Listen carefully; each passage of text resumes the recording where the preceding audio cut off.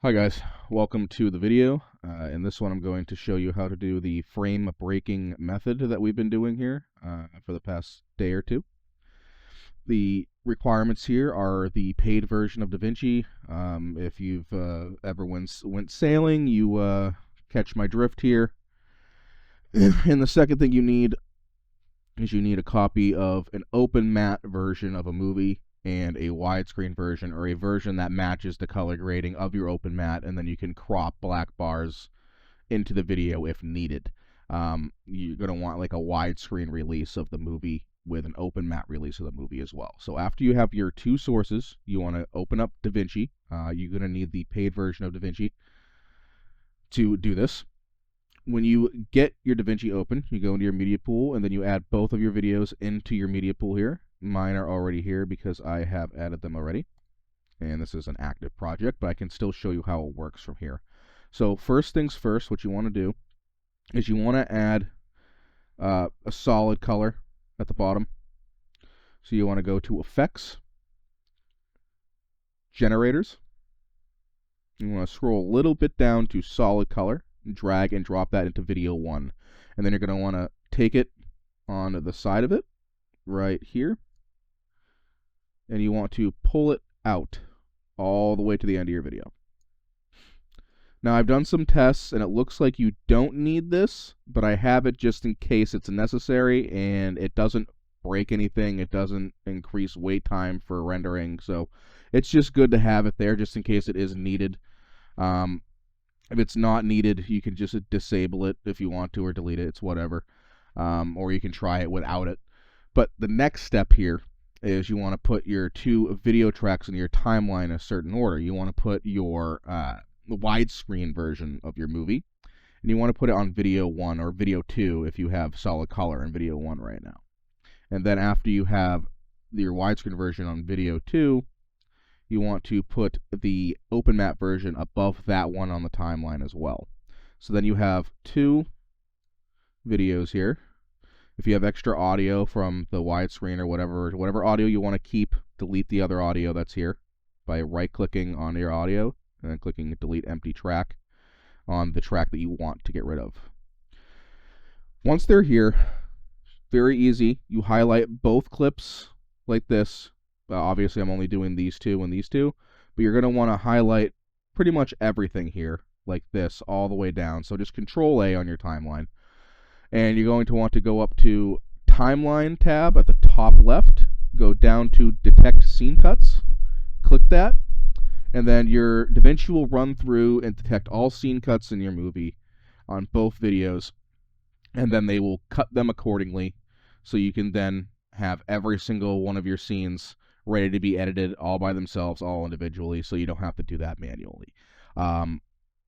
There is going to be some inconsistencies between cuts on the top and cuts on the bottom for both videos, so obviously sometimes it messes up and different cuts are in different places, and this is no different here. So as you can see, the open matte version up here, I have a cut right here that I've made, but it didn't make that same cut down here on the widescreen version. That really doesn't matter.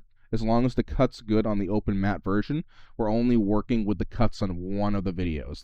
It's basically just our guiding line here. So when we're editing and we want to find scenes, we can just scroll through the timeline here, and then it'll automatically magnet to the scene, and then you can go into the next step that I'll be getting into here, which is into the color tab. Once you have this whole set up here, you want to go into your color tab. Now that we're in our color tab, you want to find the clip that you're going to work on. So from what I say, I think I was somewhere around here, right? Let's see what happens here. Yes, I was somewhere around here. I just did this shot. I just did all this. So the next shot that I'm doing, actually, I'll be able to tell immediately here.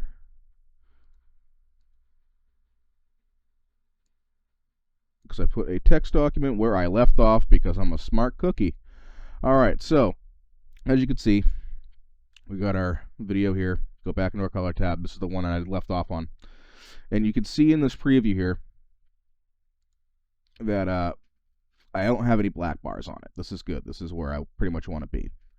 And as you can see, when I click down here, you'll see a little icon here that's called AI Magic Mask. You want to click that. And then over in these little preferences button right here for Magic Mask, you want to make sure that you don't have Legacy Object Mask on. You want the AI Magic Mask 2. It's faster, it's easier, and there's less mistakes towards end result.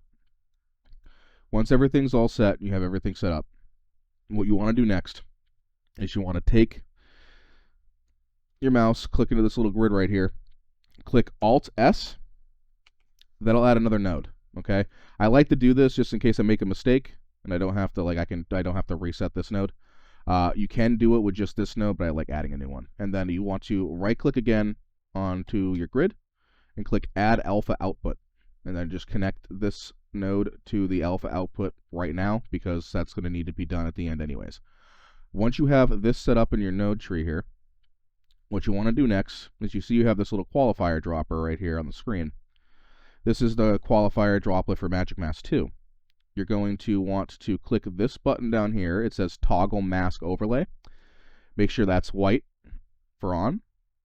And when you go to click something on here, it may take a couple seconds for you, but I can designate certain things. So if I want his head to come off the top border but still have the bottom border with him on it, or with him behind it, you just click where you want the Magic Mask to go. Alright, here we are. So it just Magic Mask that out. And then usually 3 or 4 dots usually handles hair pretty well. So you put one here, one up here, one here, and one here. And that should get all the hair. Okay, so that's all you really need to mask. And if you want to fix it or adjust where these are located, you can by just clicking this button right here. So you see your mouse, now it's a little qualifier. If you go put your mouse over one of the blue dots, they'll enlarge a little bit. That's when you can click, hold, and drag to a different location, and then let go. And then it'll reset and adjust to where you moved it. So now we have the hair masked out. Now, if you haven't noticed already, we are on faster quality mode. You want to be on faster quality mode at first to get the rough idea. It's a little bit faster. And then once you have that, you can kind of look at the effect before you finish it or track it. So what you want to do to look at the effect is you want to click Toggle Mask Overlay again to turn the Toggle Mask Overlay off. And then it will add the black border onto your screen. And then if you want to go the extra mile, you can go over here to your qualifier on the left and you click off, so the little dots come off of the screen. So now you can see that it's right over the border. And then watch what happens to the edges here when you click better.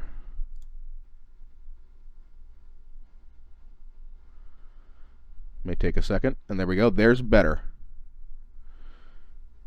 Can you see how it cleans that up nicely? So you're going to want to use better for this. There's going to be some shots where you can probably get away with faster, like simple scenes. And there's other scenes where you're really just going to want to use better. In fact, probably most scenes you're going to want to use the better feature. So as you can see, it is doing exactly what I want it to do. And if I want to go the extra mile, I'm going to turn the overlay back on here. I can turn qualifier back on so I can use it. And I can do his hair as well. So I just do 4 points on his hair.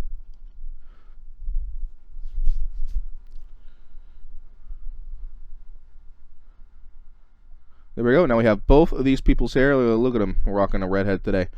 Once you do that, again, you can just click off of the Magic Mask, and you can see now his hair slightly wraps over the border. So if he does stand up or move up a little bit, his head will leave the border as well. And this is how I want this scene. So once you have your scene set up the way you want to on your frame, you want to click the mask overlay on again just to make sure you can watch the tracking as it goes. And you want to go back to your AI Magic Mask 2 board here. And when you have your pins set, you want to go to this button right here, track forward and reverse. Click that and it will track these pins and follow these items forwards and backwards on your video. So we'll do that real quick and let that run. This usually doesn't take long either. It goes like 3 or 4 FPS, and most scenes are around like at most 15 seconds long, if not a little bit longer. So you don't really have to really wait too long for this to be done. All right, so now it's done. We just scroll through the video, make sure there's no inconsistencies here. Make sure everything is nicely tracked. All right, now that we know that everything's nicely tracked, we can go back to here. And as you can see, the scene is done. If I put it on loop here, we can play it back over and over again. We'll scroll down. All right, let's give it a play. I don't remember. Mr. Osborne? Sir, I asked her to wait in the foyer. I'm sorry, my father's not feeling well. That's enough. I'm asking. I know from the stairs. Sorry. Loop isn't working, but we can go back to color tab and I'll loop it here, so I know it at least works here. I'll turn off overlay. Remember. Mr. Osborne? Sir, I asked her to wait in the foyer. I'm sorry, my father's not feeling well. All right, well, my loop button isn't working properly right now, but that's fine. Sir, I asked her to We don't need it to loop. Either way, we know that it does in fact work on your video. Now, sometimes you'll get some inconsistencies, like if you scroll through, you'll see sometimes this hair right here, it catches a little bit. And all you have to do to fix that is you find the scene that it's happening on, you grab the negative brush after you've done all your tracking and stuff. You go to your brush size, which is right next to it, and make sure that it's a decent size to do it with. In this case, this is a good size for me. And you just erase that part that's giving you trouble. And then you click your arrow key right or left to go to the next frame. And we can just erase a little bit of this. It's fine. See what I mean? So you can erase certain areas.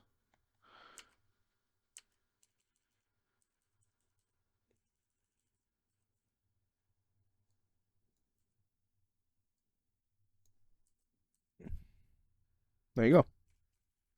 That looks a little bit better. Now if we play it back, that artifact will be much smoother. And those are little spot fixes. They don't happen very often. If they do and you have a trouble scene where it happens, you can just make if it's a large spot or an area that you just want to cover up, or you're trying to like mask a head and it keeps picking up the body for some reason, you can just keep it with body and head.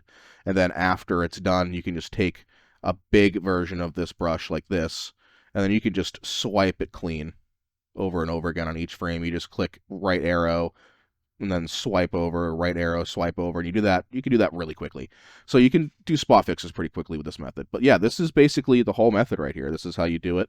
You don't have to take off the mask overlay when you go back to here, because it'll just automatically do it for you in the playback. But do not export it out while you have the overlay mask on, because it will export with the overlay mask on like this. So it'll look like this.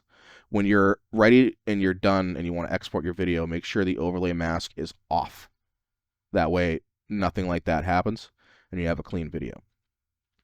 Now, if we want to do a little snippet here, we can see, you can test it out here. So we'll start with this wide shot here. Take it off loop, and then we'll play it through, and you can kind of see the effect play out before you. Very special.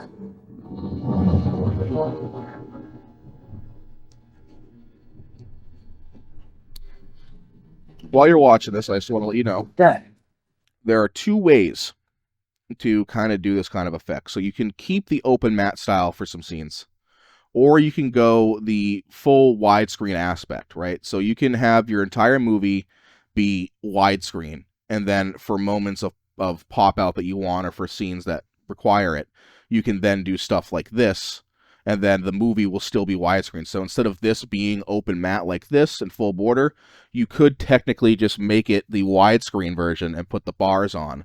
That way, when you're watching the movie, it never goes back to matte. It doesn't do that flipping back and forth from matte to widescreen, from matte to widescreen. Now, it doesn't technically bother me, but for some people it might be kind of annoying or kind of a hindrance on their eyes. So you can do this effect without using actual open matte scenes. You can just fix the widescreens to each shot and then do the pop outs on widescreen shots.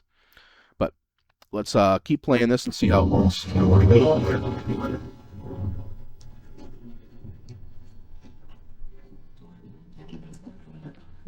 Dad. Dad, are you alright? Harry. What are you doing on the floor? I don't know. Have you been there all night?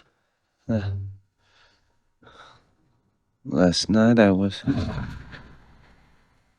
What? I don't remember. Mr. Osborne? And there you go. So as you can see, the effect looks beautiful. It works really well. Magic Mask is probably the easiest way to do this without getting a bunch of errors and a bunch of problems that you're going to have to fix down the road anyways. And yeah, that's basically the tutorial here. I hope you enjoyed. I hope it makes sense to you. If you have any questions, feel free to ask. Good luck.